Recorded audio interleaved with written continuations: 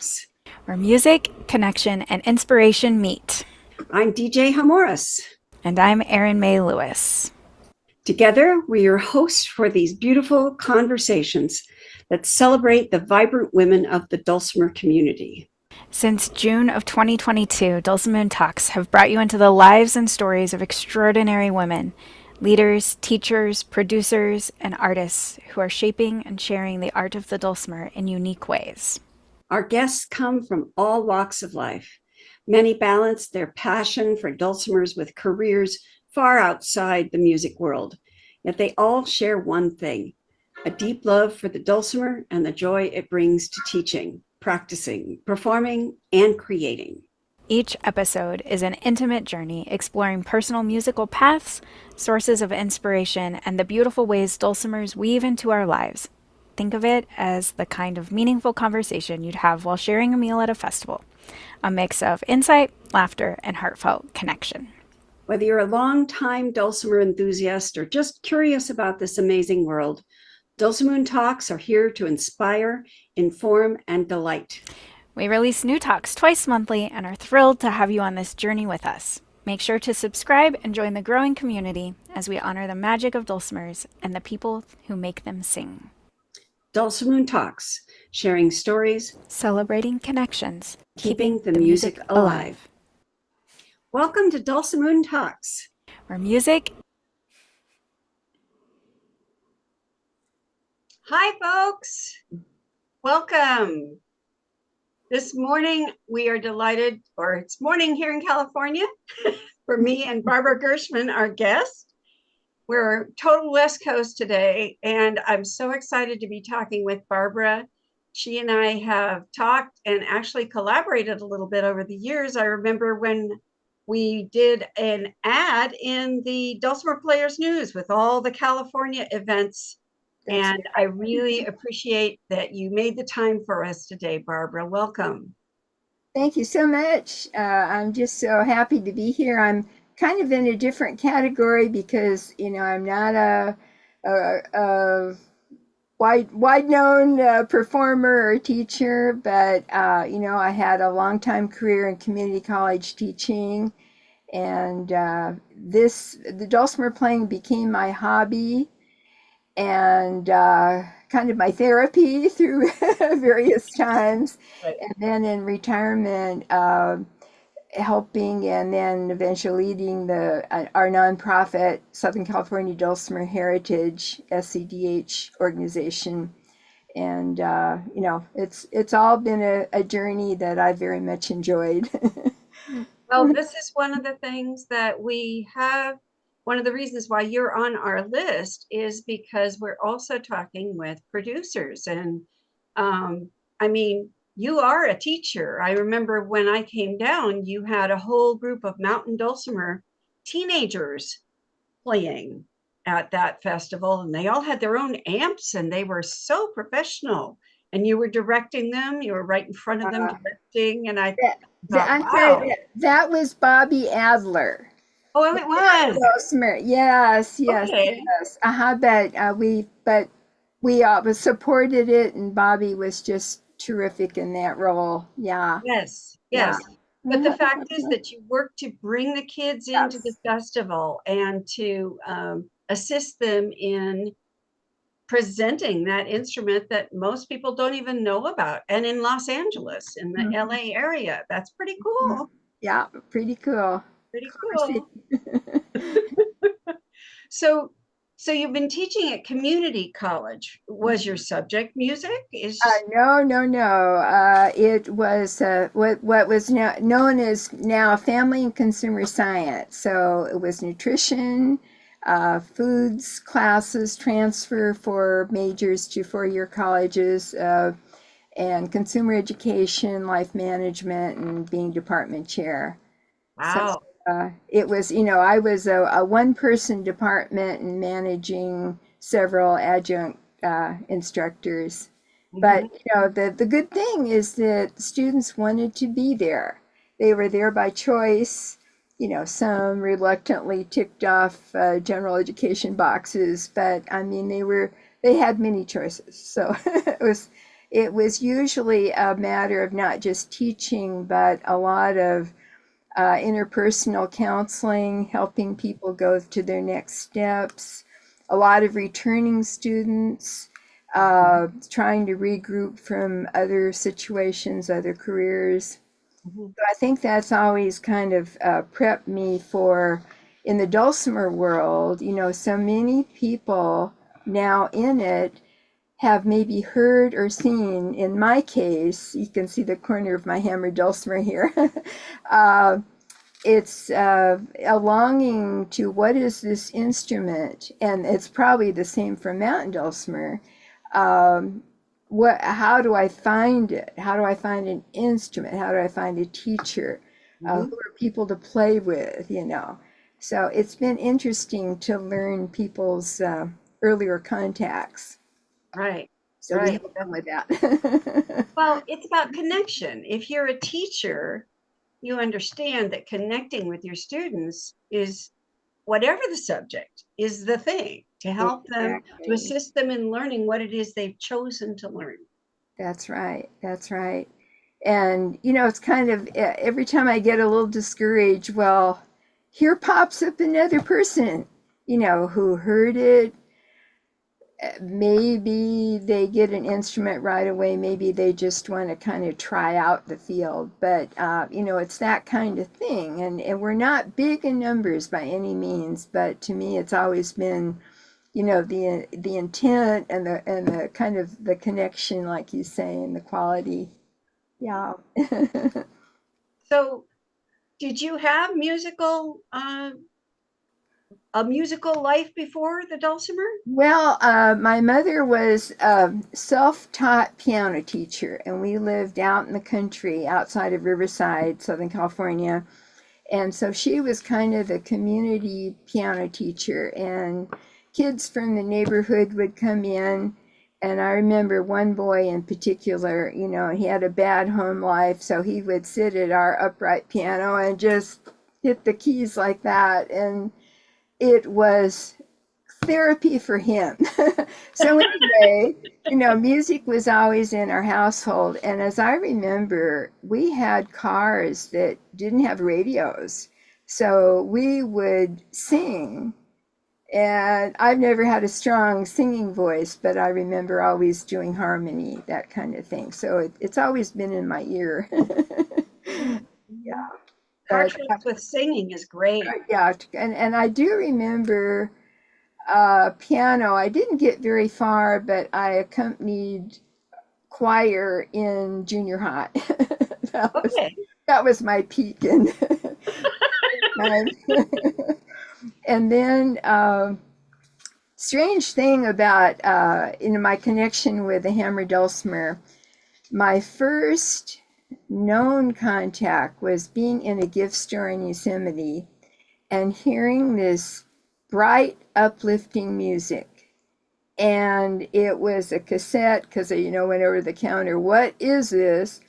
And I grabbed one off my shelf because I had to remind myself what it was. And this is Tony Elman's Shaking Down the Acorn.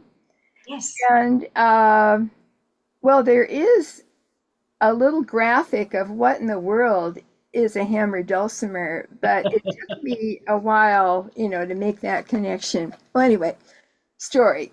That was in February. Okay, in my 41 years of teaching, I had the worst student I have ever had.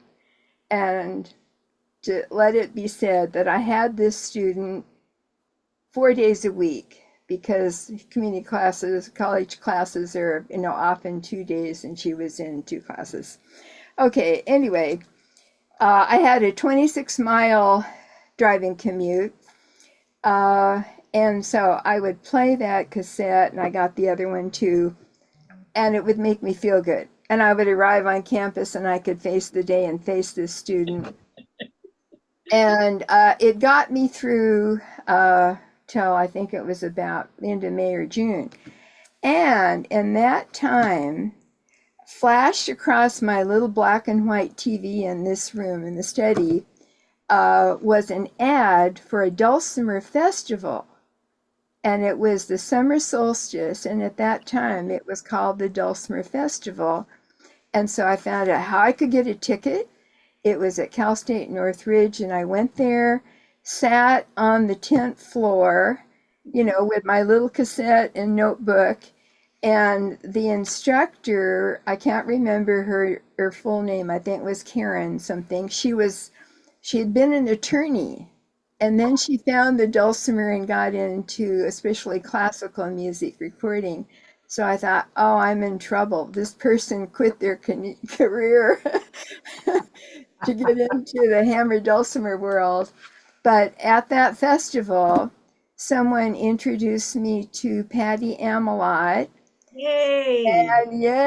And she showed me a display of, I think, with Dusty Strings dulcimers, and I think my husband put a down payment on a small one as an anniversary present, and that was it. So anyway, so I followed Patty everywhere she taught. She's moved several places, and if there was a workshop that had 5 lessons and I could only get to 2, I signed up, that kind of thing. But she's been, a mentor, a teacher, a friend, and we've shared a lot. And, she's bumped me, pushed me to do some things I probably never would have done on my own. And early in the game, I remember being, kind of drug along to play with her, maybe someone else, at an outdoor stage, and then it started raining. And I remember we all scattered because of all the musical equipment, not to mention our dulcimers. Right. Yeah, and then she was, somehow there was a formation of a trio at a coffee house in Newport Beach. And she had to bow out of that trio, but I continued with other people, and we called ourselves Dulcimania for 25 years. Oh, goodness! And then that morphed into the my band, my trio mates. For reasons I couldn't do that any longer, so I formed a new trio with Terry Guxwa on cello and Jill Cassidy on Irish whistle. So that's my Anna Lark trio. So through the years, we've played at Celtic Mass at various Episcopal churches. That's been a really interesting thing to do. That's not something I've heard of before. Yeah, well, when there have been supportive priests, both in Long Beach and San Clemente, the formal service has included some Celtic and Irish music. And in San Clemente, the connection was the priest heard David Neiman play in a subway near Boston. He's your cello player?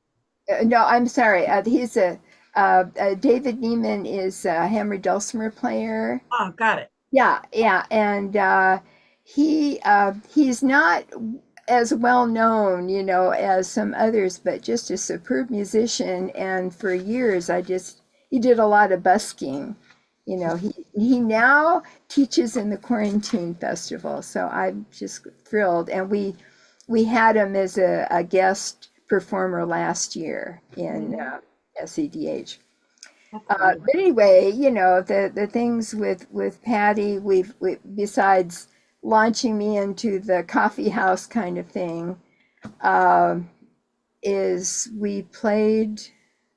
I'm trying to think. We played at Chapman University's Wassail in Renaissance costume for a good many years, and I'm trying to think.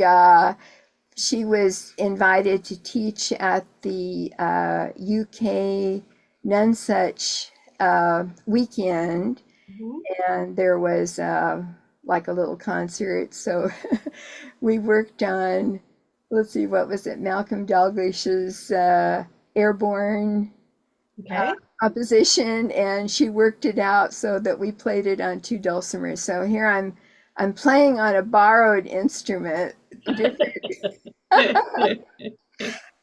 Talk about stress, but we did it. And then, it was followed by the World Dulcimer Congress, which was phenomenal to hear performers, leaders from all over the world, just wonderful. So we played one of Patty's compositions and with Karen Ashbrook. So talk Wonderful. about and Karen Ashbrook has been really instrumental in my dulcimer area, and someone I've gotten to know through the various activities, and she taught her modes workshop. I think we were the trial run, and I helped arrange a weekend in San Clemente.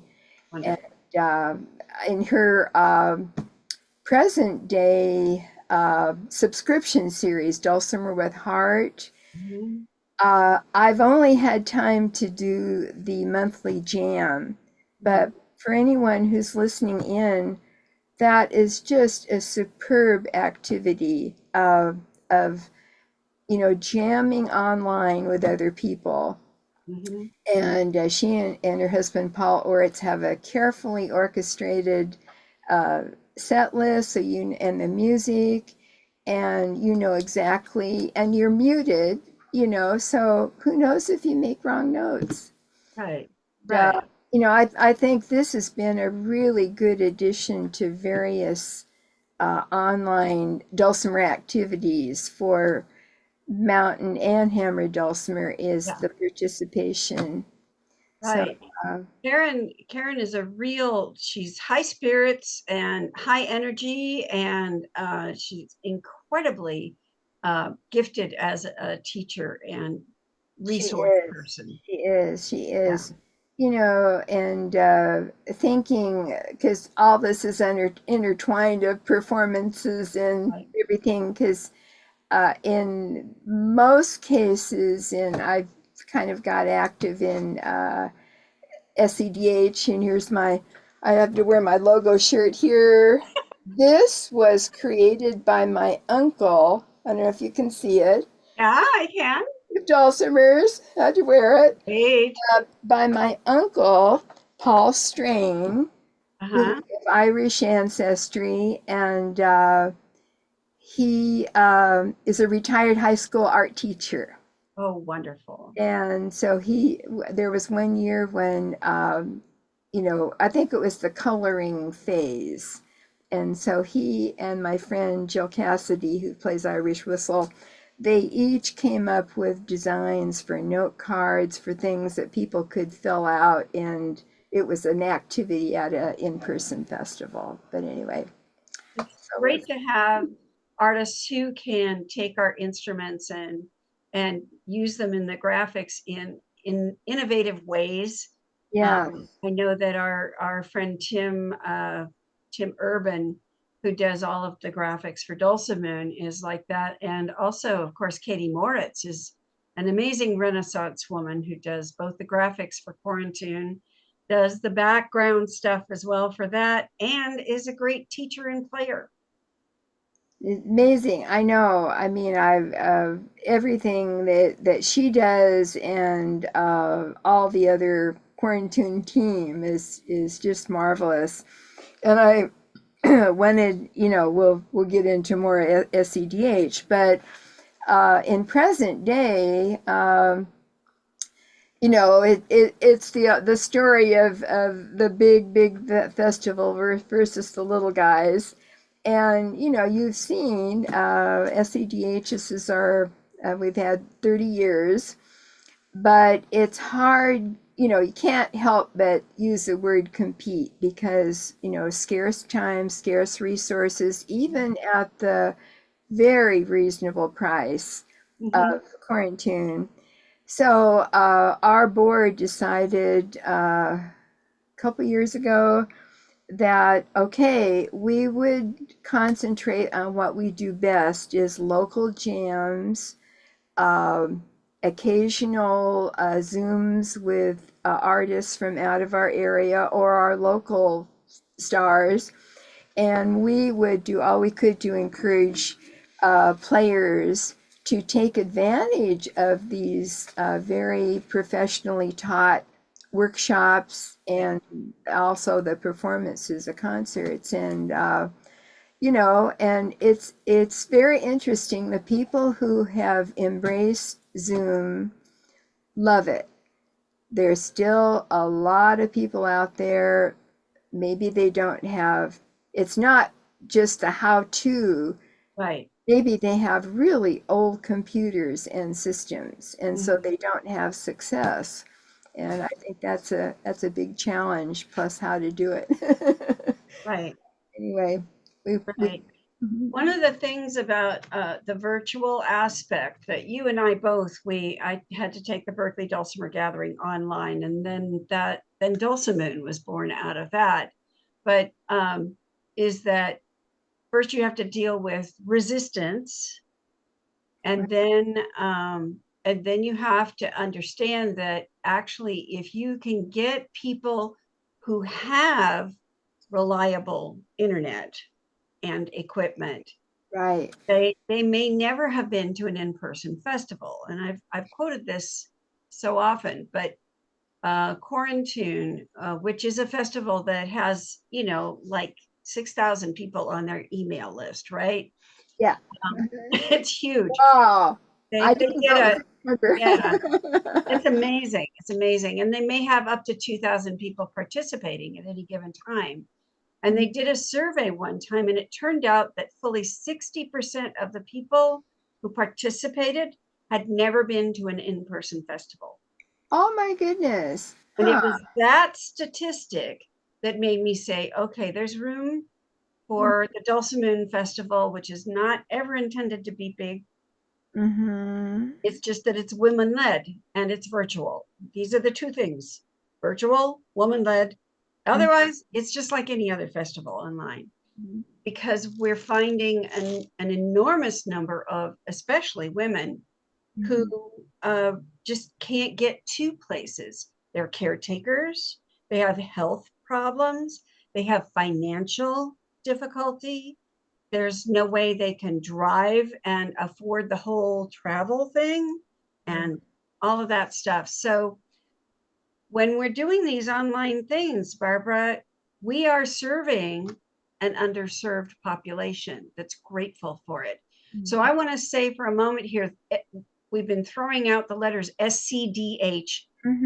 Tell people about this organization. What does that stand for? SCD. It's Southern California Dulcimer Heritage Nonprofit.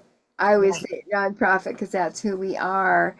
And it was founded in 1995, as near as I could find out, and a group of people who wanted to form a community connections for both hammer dulcimer and mountain dulcimer.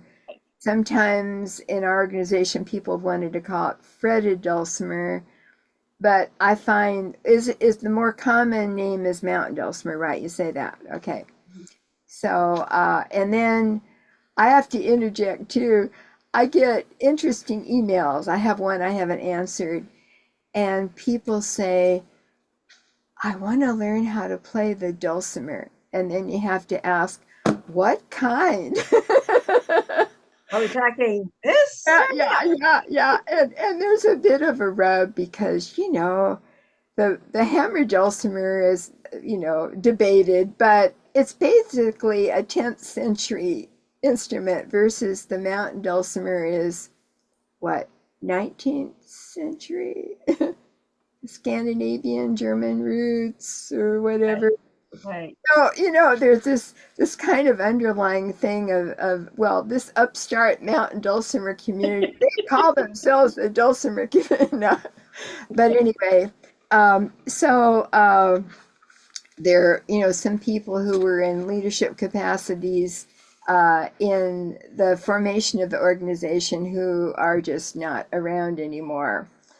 And so we've had, a good run of 30 years, and frankly, we're in a bit of a transition right now. I tried to look over some history. I guess I went to every festival I could, We had 15 years of festivals at this beautiful place in Dana Point, right on the water. And, we just had some people that, we had Steven Seifert and Steve Eulberg, Jeff Hames, Dave Haas. And then what always happened is that there was a change in rental policies for it's expensive and it's a thing. And then we had to find a new place. So we had 5 years at a church where I think you went in Culver City. Mm-hmm. And it's interesting with that connection. I taught one very beginning Hamouris dulcimer class at summer solstice, and that was something else that Patty Amelot nudged me to do. But out of that, there was one student, Kay Bolin, wife of the pastor of that church in Culver City, who said, "Oh, we need to continue this." So she formed a jam group and that met in Culver City in the parsonage. And a friend and I would drive there from Orange County. It's not a long drive. So we did that for years, and then it turned out that relationship ended with change of leadership, and then 4 years at another church in Costa Mesa. And then our last in-person was a church in Redondo Beach. And churches have been good combos when there's a supportive member, religious leader, whatever. Mm-hmm. But sometimes that doesn't work out. But anyway, since I have these notes in front of me, I just wanted to mention we are just very grateful for the artists who have, somehow been available and taught. We could only afford one major artist. Right. So in those years, we also with Jody Marshall, Bing Futch, Andy Young, Aaron O'Rourke, Sam Rosetta, Toll Glasner, and I think, did we talk about this before our little chat began here about, just the opportunities to get to know these people? I can't think of another music community where they're so approachable. Right. Here, Sam Rosetta stayed with us, for us in the Hamouris dulcimer world. He was responsible for making that change to have the bridge markers, right, in a different color or something. So it's not just all this maze of strings, a lot of changes. Well, anyway, the backstory was he wanted, the carrot getting him here, he wanted to go to Yosemite. That was a year of a government shutdown. Ooh. National parks were closed. And my husband found out through research that, a person could drive through Yosemite if you didn't stop, and you couldn't buy anything. So he did it. And, having taught nutrition and foods, I was very worried about Sam, because I thought he wouldn't take any food with him except this. I got him a giant jar of mixed nuts at Costco. And he had this little cube type car, and we never saw what he brought in his car, but he had supposedly high-tech sleeping bag, tent. He may have had other food, but we sent him on, and he later wrote he had just the time of his life. He drove to the east side of the Sierras with the bristlecone pines, and that was a dream for, was he a biologist? I Something don't like know. that. With the Smithsonian. That was his, you know, Oh. anyway. So, I mean, that is our dear story about Sam. Well, this is the thing. When we bring teachers out, and I got to do that for about 7 years. We get to have a little more personal touch with them, a little more time, and we also give them an opportunity to do something that they wouldn't be able to do on their own dime, right? Right, right, I right. remember when Aubrey Atwater came out to the Berkeley Dulcimer Gathering and taught, it gave her an opportunity to connect with family in California. Yeah, You exactly. know? So it's like we were able to set the fees so that we could always handle their travel expenses as well as pay them their teaching fees. Yes. And so it made it easy for her to connect with family. And why not? Why What, not? Why not? Erin and I always say, does the dulcimer make people sweet, or are they sweet because they play the dulcimer? And we don't know, but we know it's a real thing. Yeah, that's true. That's true. Yeah, You have such good points. right. Anyway, I wanted to mention too, I'm not talking about every single person, but I think we've had Jody Marshall 3 times. Mhm. I hope to get her back again because she's on my list to contact. But she wrote a new book on lullabies, Oh, and she does music practitioner work, mhm. as does Karen Ashbrook and many other Right, people. right. But Oh, and and Cynthia Smith too. yes, yes, yes. Oh, and working. Someone asked about her the other day, and I think she now works with a nonprofit who helps challenged adults or older teens. Mhm. Again, as music as therapy. Yeah, Huh? Right. yeah. Well, anyway, we had Ruth and Steve Smith twice in person and one time virtual. And Great. we know right now Ruth is gone through a very challenging medical time, and Yes. glad to hear so far so good. And you know of Jania Baker was our Mountain Dulcimer person, our 20th anniversary.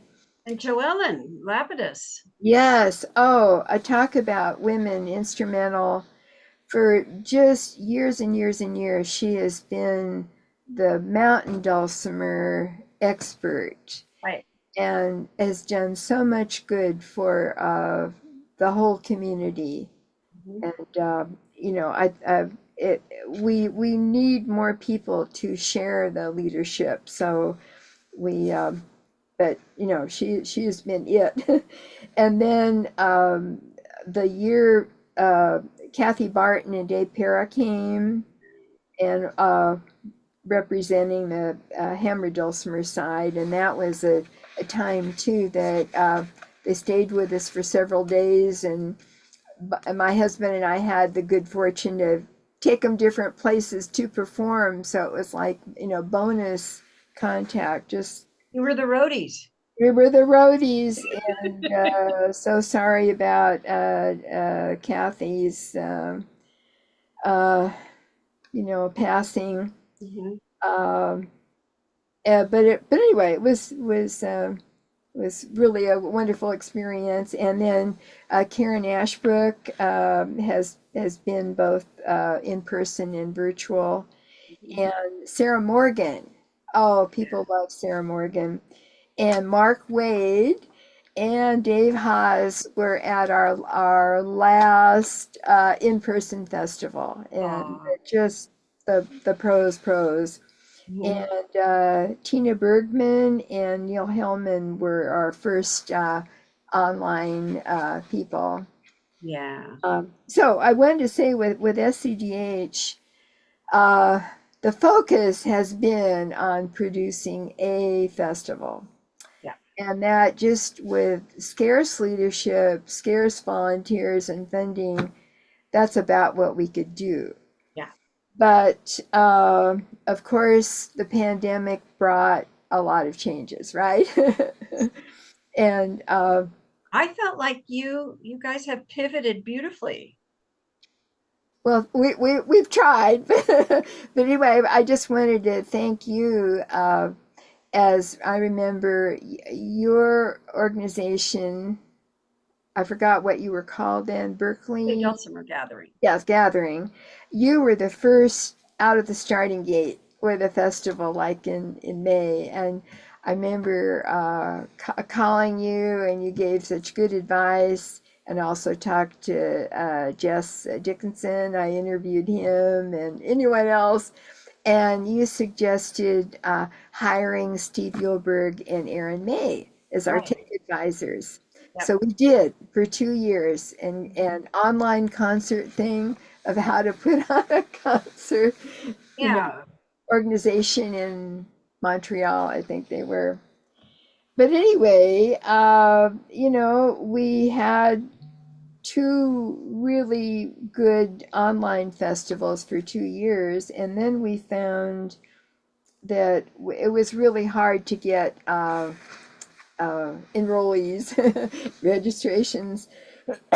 So I kind of pushed this idea that rather than having a single day festival with basically the time schedule structured like a in-person, and having we've had other classes like boron and ukulele and whistle. Hmm. I'm trying to think of the other things, but we've had those. Um, we've had 2 years or 3 years of actually kind of a month of music, so that we tried not to have competing events within our own setup, and that was very successful.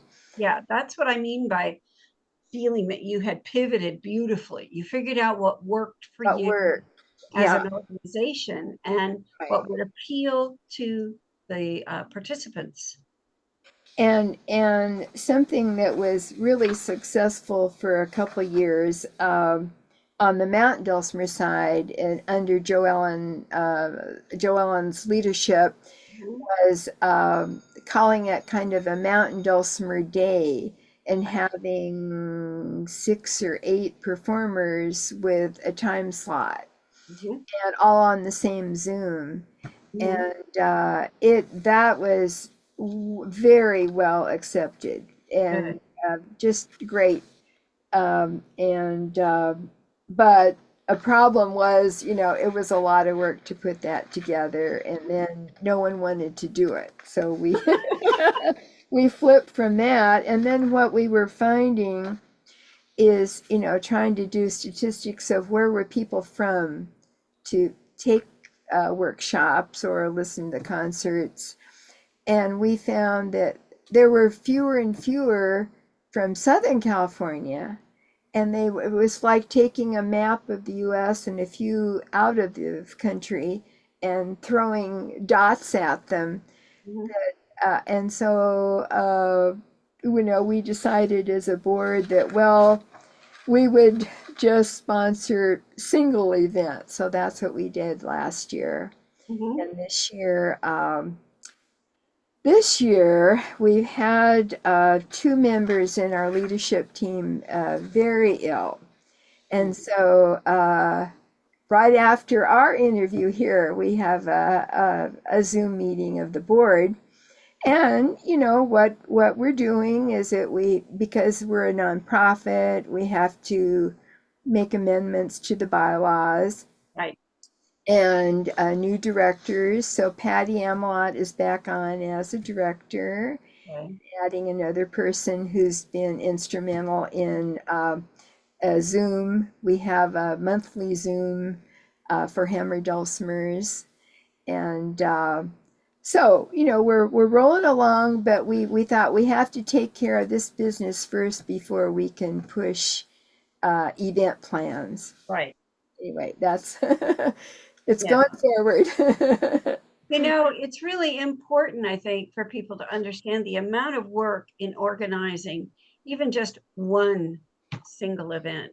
Oh, it is. And with the past, the online festival, and what have we had? What's this been 5 years of? I still call it the pandemic years because do you know what my end thing of what I'm doing today? I have some upcoming surgery, and the GP yesterday said you must get a COVID booster. It's Right. still out there. Yes. So it's still And now maybe measles too, right? exactly. Mhm. Yeah. So anyway, we found that it's a lot of work to do online things, and it's one of these things where people have to have an instrument to know how, if they like it. Yeah. And then instruction, and then some people could learn in a closet. That's what I found in teaching. But most people need a continuing source of inspiration. Mhm. And I've seen and enjoyed so much kind of leading this Zoom Hammer Dulcimer group because I try to teach a simple tune each time, and other people chime in with leading. But just like the last months or the last one we had, there's a member now from Central Washington State, doesn't have a soul around to play with. And afterwards, she wrote that, she turned in her taxes. And so that was just the best thing she could do, was to play. And then in that same group, two new people, both affected by the recent fires. And one of them is a gentleman who bought a new big dulcimer, very committed, plays other instruments. Well, his health has been affected by the smoke, living, I don't know, what's that, 30 miles westwood, Altadena, by that. And then another new member from Pasadena, she's involved in this new group called Music on the Corners. And all musicians who want to join go to the burned areas in Altadena and just set up and play while people are sorting through the rubble. Wow. So she said, we had the Zoom earlier this month, that the local PBS station wants to video this project, so we're waiting for that. But here's these connections that come up, and people share, when they're going to have a health procedure or what's happening. So I feel that we're still continuing that, but on a small scale. Yeah. Well, it's so funny. Before we started this conversation, before we hit yes, we're live, you said, I don't know what we're going to talk about. Yeah, we found a lot to talk about. Yeah. A lot to talk about. And we haven't really gotten into your current music, but we've got, I know you said you got an opportunity to play at Disneyland with a friend. Yes. And you got an opportunity to play for an international folk dance group. Right, and you're really busy playing. Oh yeah, I'm really busy. And just like with the earlier performances with Patty Amelot, I mean, people think about, well, what do you remember? Well, as I talked to you earlier, this my cellist friend Terry Guxwa and I were, 2/3 of our trio, and our whistle player couldn't join in. And the beauty of having a website, and ours is scdh.org. Right. And if you tap on it, lots of it, we have a volunteer webmaster, Georgiana Hennessy, her day job is so stressful. I don't know how she ever does it. She's in R&D, pharmaceuticals. But anyway, we try to have a calendar, and you can see what's going on there. But anyway, so we have the website and then an email specific for SCDH that comes to me. Okay. And the end of November, in came this email: is there a hammered dulcimer player available for a booking in the 1901 lounge in California Adventure for 2 nights?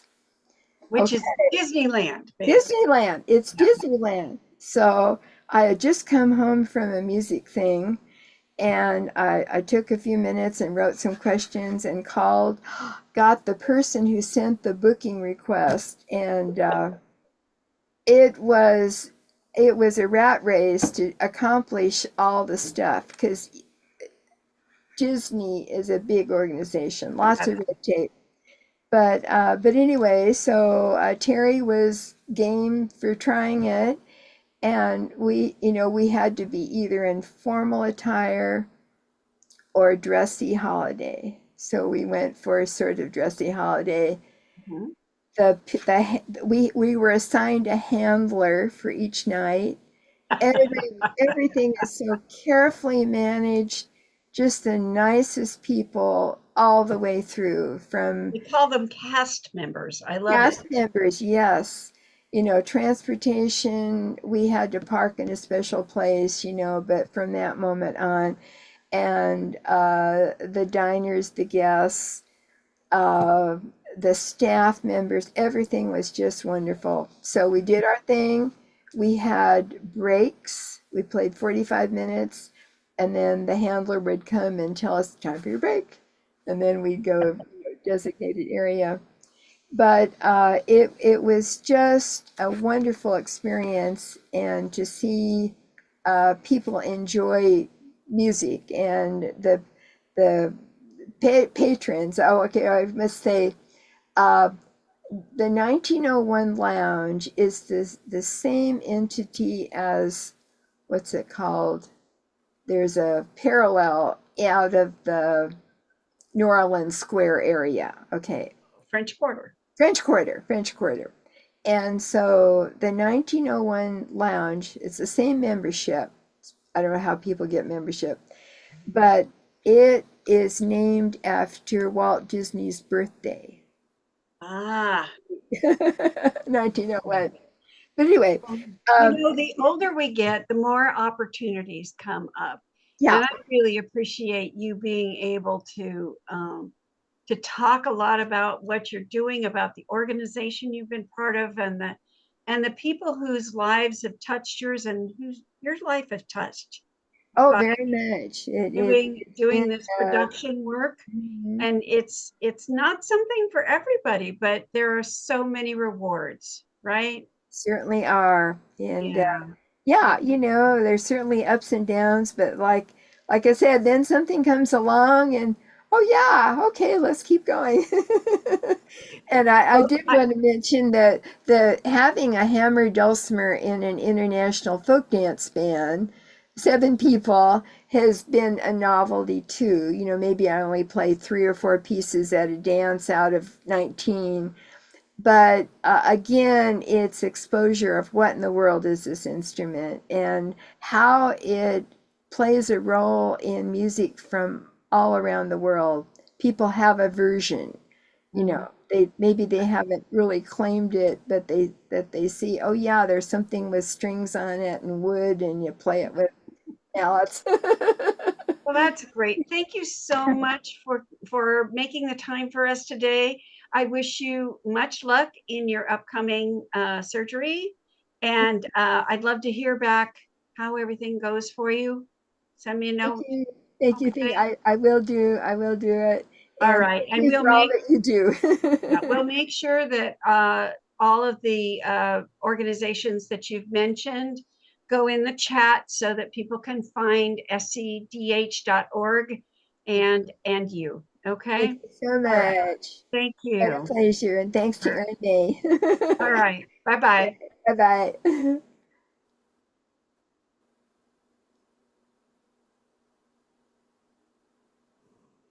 Yay! Yay. Oh, okay.